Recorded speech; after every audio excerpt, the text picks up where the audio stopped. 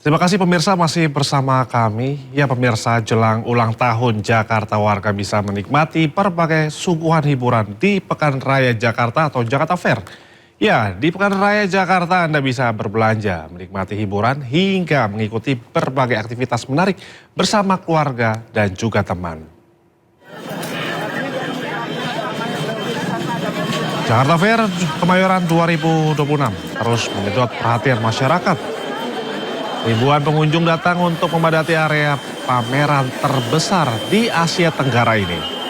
Pada hari libur seperti saat ini, suasana Jakarta Fair Kemayoran 2026 di J-Expo Kemayoran Jakarta mulai dipenuhi pengunjung. Beragam tenan menawarkan promo menarik agar menarik minat masyarakat berburu kebutuhan rumah tangga, kuliner, hingga fashion. Tak hanya berbelanja, pengunjung juga dapat mengikuti berbagai permainan interaktif yang disediakan tenan yang mengundang perhatian para pengunjung. Selain hiburan dan belanja, Jakarta Fair juga menghadirkan layanan pemeriksaan kesehatan secara gratis. Pengunjung dapat memanfaatkan fasilitas cek gula darah, asam urat, hingga kolesterol tanpa dipungut biaya. Untuk memudahkan akses masyarakat, penyelenggara juga bekerja sama dengan pemerintah Provinsi DKI Jakarta melalui layanan transportasi umum Transjakarta yang terintegritas menuju lokasi acara.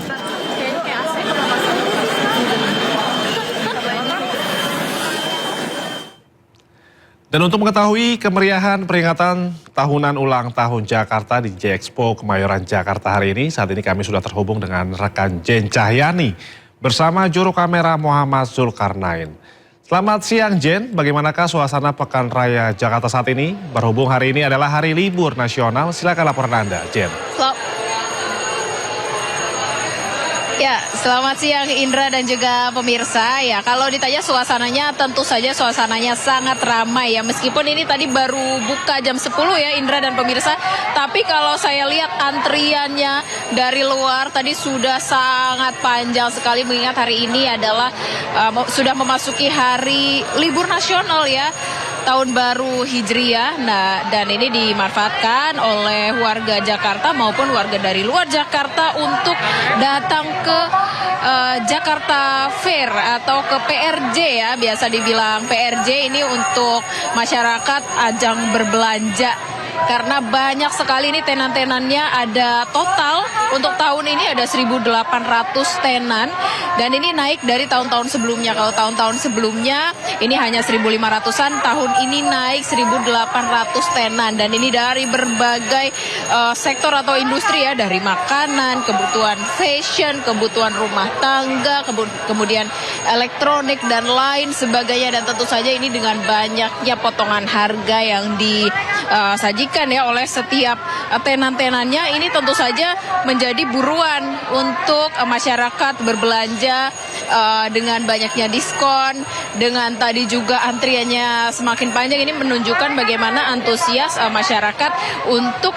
datang ke PRJ karena ini merupakan event tahunan yang tentu saja ditunggu-tunggu ya oleh masyarakat Jakarta maupun dari luar Jakarta. Dan ini kalau saya lihat ini banyak sekali ya tadi pengunjung-pengunjung yang sudah siap-siap Indra dan pemirsa untuk membawa koper, kemudian tas belanja yang besar, kemudian keranjang untuk menaruh barang belanjaan mereka agar tidak kesulitan. Nah, tentu saja ini buat pemirsa mungkin yang ingin datang ke PRJ harus persiapan dulu ya, mungkin membawa uang saku yang banyak, kemudian membawa tas belanja yang banyak juga karena banyak sekali yang menarik di sini yang bisa dieksplor buat pemirsa untuk datang kemudian menikmati diskon-diskonnya juga. Dan ini selain area berbelanja ya seperti tahun-tahun sebelumnya, ini juga nanti ada banyak sekali acara-acara yang menarik. Nah, salah satunya ada pertunjukan barongsai, kemudian ada pertunjukan musik juga di malam hari, dan tentu saja ini juga ditunggu oleh sebagian pengunjung yang memang tujuannya ke PRJ untuk datang menonton konser seperti itu. Nah, ini juga bisa dicari tahu ya di official website-nya dari PRJ itu sendiri, dan ini biasanya buka pada pukul 3 sore kalau hari biasa. Dan mengingat hari ini merupakan hari libur nasional, ini buka lebih awal dari pukul 10 tadi. Jadi ini masyarakat atau nanti mungkin pemirsa di rumah yang ingin datang sekarang sudah buka, sudah bisa langsung eksplor, berbelanja, kemudian kulineran juga bisa ya Indra dan juga pemirsa. Jangan lupa mungkin tetap berhati-hati ya pemirsa, karena sangat ramai sekali antusiasnya masyarakat yang datang ke PRJ atau event tahunan yang ditunggu-tunggu ini. Sementara itu Indra. Baik, terima kasih Jen Cahyani dan juru kamera Muhammad Zulkarnain melaporkan langsung dari J-Expo Kemayoran Jakarta. Selamat bertugas kembali Jen. Ya pemirsa, tidak hanya PRJ, ramai juga nih ada Taman Marga Satwa Ragunan masih menjadi salah satu lokasi favorit warga Jakarta dan sekitarnya. Menghabiskan waktu liburan bersama keluarga tercinta termasuk pada libur tahun baru Islam kali ini. Antrian kendaraan terlihat sejak pintu masuk ke Taman Marga Satwa Ragunan. Antusias warga mengunjungi lokasi tersebut karena tempatnya yang sejuk dan cocok untuk liburan bersama keluarga. Di Taman Marga Satwa Ragunan, pengunjung termasuk anak-anak bisa menyaksikan dan berinteraksi secara langsung dengan aneka ragam hewan. Selain itu, harga tiket yang terjangkau menjadi daya tarik tersendiri bagi warga yang menghabiskan waktu libur di Ragunan, termasuk pada libur tahun ini pada tahun baru Islam.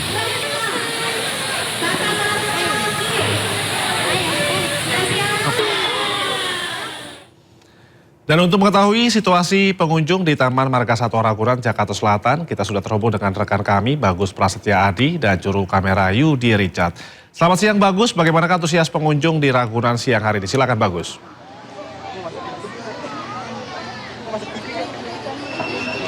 Selamat siang Indra dan juga pemirsa. Di momen libur nasional hari ini, antusias masyarakat untuk berwisata di destinasi Jakarta sangat meriah. Tentunya saya mengabarkan langsung di salah satu destinasi favorit warga Jakarta maupun luar Jakarta di Taman Marga Satwa Ragunan, Jakarta Selatan. Bisa Indra lihat sendiri di belakang saya ramai sekali dengan para pengunjung. Indra, kalau dilihat di sini, masyarakat mengajak keluarganya untuk berwisata di destinasi favorit di Kebun Binatang Ragunan dengan membawa anak-anaknya. Di sini anak-anaknya bisa diajarkan mengenal jenis-jenis satwa yang ada di Kebun Binatang Ragunan sendiri. Nah, kalau Indra lihat saat ini sangat ramai. Di sini merupakan spot favorit salah satu pengunjung, yaitu ada di spot Gajah Sumatera, yang mana masyarakat dapat berfoto dengan background gajah, ya, sehingga dapat menarik perhatian para wisatawan untuk berkunjung di spot ini. Yang dimana kalau Indra lihat di sini gajahnya berukuran berat sekitar 4 kilo hingga 5 kilo lebih gitu, 5.000 kilo lebih gitu, dan sedang berinteraksi dengan masyarakat di Kebun Binatang ini, di mana selain ada spot-spot bisa mengenal binatang, di sini juga ada spot-spot mobil keliling dan juga nyewa sepeda dan juga berpiknik. Indra, di sini banyak masyarakat yang berpiknik membawa tikar untuk merasakan sejuknya dan hijaunya daun yang ada di Kebun Binatang Ragunan ini. Tentunya harga ini terjangkau, Indra, di Ragunan sekitar untuk dewasa Rp4.000 dan juga anak-anak Rp3.000. Nanti Pemprov DKI juga akan menggratiskan wisata Ragunan ini di ulang tahun Jakarta merayakannya di tanggal 22, 27 hingga 28 Juni. Tentunya ini dapat dimanfaatkan untuk warga Jakarta untuk berdestinasi wisata di Ragunan, dan juga pengelola menghimbau untuk masyarakat yang datang di Kebun Binatang ini untuk menjaga barang bawaannya agar tidak hilang dan juga menaati aturan seperti tidak membuang sampah sembarangan dan juga tidak memberi hewan-hewan yang ada di Kebun Binatang ini. Kembali ke Anda Indra. Baik, terima kasih Bagus Prasetya Adi yang menyampaikan secara langsung dari Taman Marga Satwa Ragunan, Jakarta Selatan. Selamat bertugas kembali Bagus. Ya pemirsa, kita beralih ke informasi lainnya. Direktur Utama PT Maktur, Fuad Hasan Mansur, kembali absen dari panggilan tim penyidik KPK Senin kemarin. Fuad Hasan akan diperiksa sebagai saksi dalam penyidikan kasus dugaan korupsi kuota haji tahun 2023-2024. Dalam hal ini KPK menyatakan Fuad Hasan mangkir dari pemeriksaan karena kondisi kesehatan yang tidak prima. Menurut juru bicara KPK, Budi Prasetyo, pihaknya akan menjadwalkan ulang pemeriksaan Fuad Hasan. KPK menghimbau agar Fuad Hasan bersikap kooperatif dalam pemanggilan berikutnya. Sebelumnya Fuad Hasan juga mangkir dari pemeriksaan pada 2 Juni lalu dengan alasan masih berada di Arab Saudi dalam rangka melaksanakan ibadah haji. Demikian, Saudara FAM kembali mengkonfirmasi tidak hadir untuk hari ini karena kondisi kesehatan yang tidak fit. Untuk itu penyidik kemudian sedang meminta untuk bukti-bukti yang mendukung ketidakhadiran tersebut atas kondisi kesehatan Saudara FAM. Penyidik tentu akan mempertimbangkan apakah kemudian nanti akan dijadwalkan ulang kembali, mengingat sudah 2 kali tidak hadir dalam penjadwalan ulang, atau kemudian penyidik nanti akan mempertimbangkan menerbitkan surat panggilan kedua. Nanti kita akan tunggu perkembangannya. Bapak jangan pura-pura ini tongkatnya Pak. Ya pemirsa, sebelumnya KPK telah menahan sebanyak 2 tersangka baru kasus dugaan korupsi kuota haji 2023. 2 tersangka baru yakni berinisial ISM selaku Direktur Operasional PT Makassar Toraja atau Mufaktur Travel, serta inisial ASR selaku Komisaris PT Raudah Eksati Utama, sekaligus Ketua Umum Asosiasi Kesatuan Travel Haji Umroh Republik Indonesia Kasturi. Kedua tersangka bersama pihak Kementerian Agama mengatur pengisian kuota haji khusus tambahan bagi perusahaan yang terafiliasi dengan Maktur dan Asosiasi Kestur agar mendapatkan kuota haji tambahan dengan skema tanpa antri.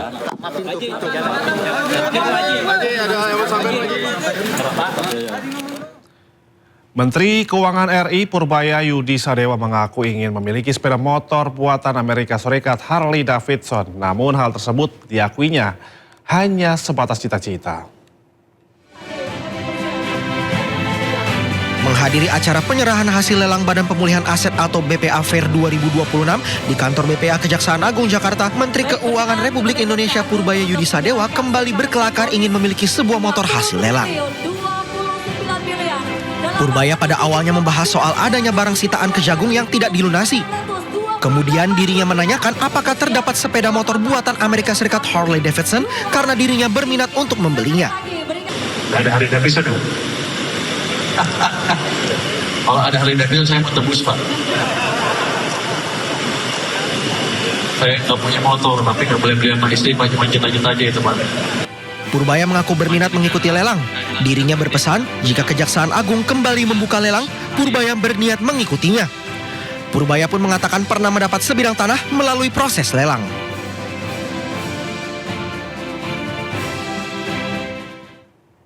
Presiden Jerman mengunjungi Masjid Istiqlal dan juga Gereja Katedral. Kunjungan ini merupakan bagian dari pertemuan bilateral antara Jerman dan juga Indonesia.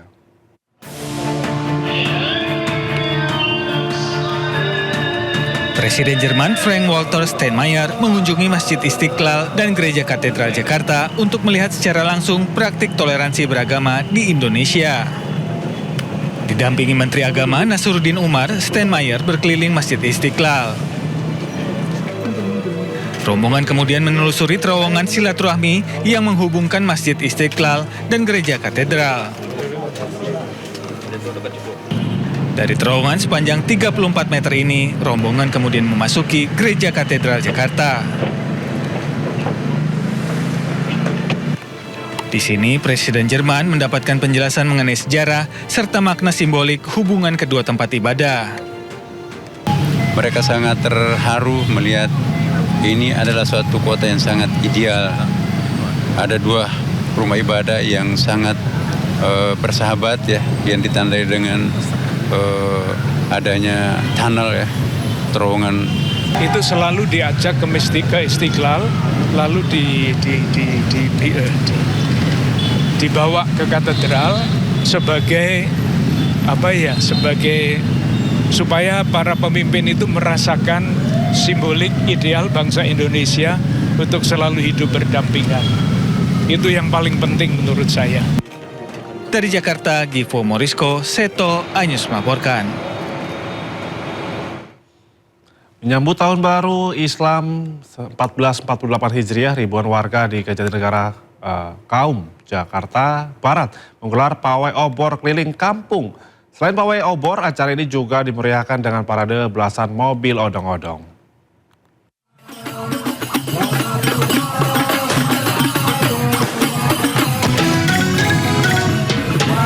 Ribuan warga di Kelurahan Jatinegara Kaum, Kecamatan Pulau Gadung, Jakarta Timur, antusias mengikuti pawai obor pada Senin malam.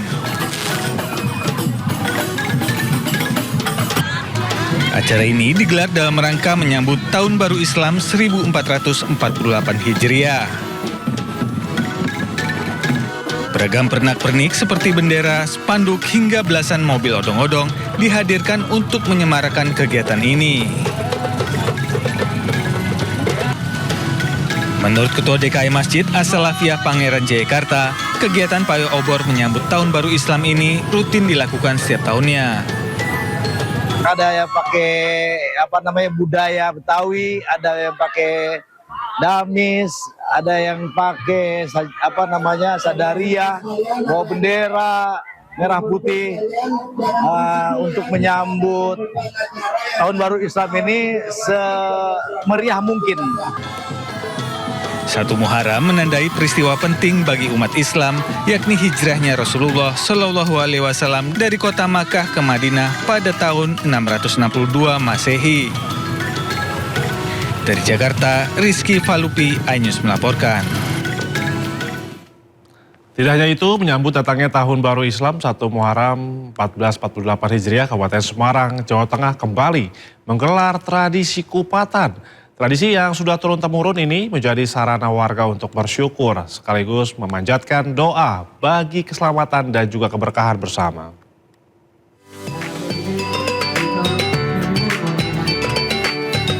Jika sebagian besar umat Islam di berbagai daerah menyambut Tahun Baru Islam dengan menggelar pawai obor, berbeda dengan warga yang tinggal di Dusun Muneng, Kabupaten Semarang, Jawa Tengah.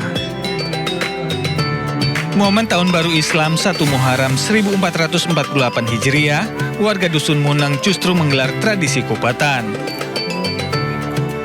Namun tidak seperti biasanya, tradisi saling lempar ketupat tidak lagi dilakukan, namun diganti dengan makan ketupat bersama. Dalam kegiatan ini, warga juga memanjatkan doa bagi para leluhur, serta masyarakat agar diberi keselamatan serta rezeki yang lancar. Ini yang itu karena sudah turun-temurun dari nenek moyang di wilayah ini, memang seperti itu. Ada bedanya kalau dulu itu seperti kupat itu belang-belangan, sekarang tidak diatur. Sekarang itu ya juga dimakan, kalau dimakan tidak habis dibawa pulang. Semoga tambah sehat, terus lancar, keluarga bahagia semua gitu. Melalui tradisi kupatan ini, warga Dusun Muneng berharap Tahun Baru Islam 1448 Hijriah membawa kedamaian dan keberkahan bagi bangsa Indonesia. Dari Kabupaten Semarang, Jawa Tengah, Lurisa Lulu, iNews melaporkan. Ya pemirsa, inovasi di dunia estetika terus berkembang seiring meningkatnya kebutuhan pasien. Perawatan kulit tidak hanya berfokus pada penampilan, namun juga kesehatan kulit jangka panjang. Peluncuran L'Oreal Element turut diramaikan oleh kehadiran sejumlah pakar estetika internasional dan nasional yang berbagi wawasan mengenai perkembangan terkini dalam penanganan pigmentasi dan peningkatan kualitas kulit. Dari tingkat internasional, hadir Dr. Sabrina Shahdesai dari Inggris dan Dr. Kim Sang-hyuk dari Korea Selatan. Sementara dari Indonesia dihadiri Dr. Ahmad Yuda Pranata, Dr. Chris Wawuruntu, Dr. Matilda Weni, Dr. Vivin Marini, dan Dr. Almond Wibowo. Haju Medical kembali memperkuat komitmennya dalam menghadirkan inovasi di bidang estetika melalui peluncuran L'Oreal Element. L'Oreal yang berusaha menekankan bahwa ini filler ini kalau disuntikan tidak pindah tempat dalam jarak jauh, jadi tempatnya hanya di situ-situ aja, dan mengembangnya pun bisa kita prediksi. Jadi kita sebagai dokter, kita tahu seberapa banyak kita harus isi ke muka pasien dan kapan kita harus stop. L'Oreal Element mengkombinasikan berbagai kandungan yang telah dikenal dalam dunia estetika dan dermatologi. Dia tidak hanya satu kasus atau satu masalah yang bisa ditangani dengan L'Oreal Element. Ternyata dia bisa digunakan untuk banyak faktor, antara lain seperti untuk membuat kulit itu menjadi lebih sehat, membuat kulit itu menjadi radiance, membuat kulit itu menjadi anti-aging, sehingga bisa untuk mencegah terjadinya suatu progres atau pertambahan usia. Dalam berbagai sesi ilmiah, para pembicara menyoroti perubahan kebutuhan pasien modern yang kini tak hanya berorientasi pada hasil cepat, melainkan juga pada upaya menjaga kesehatan kulit dalam jangka panjang. Dari Tangerang, Banten, Dias Triawan Surya melaporkan.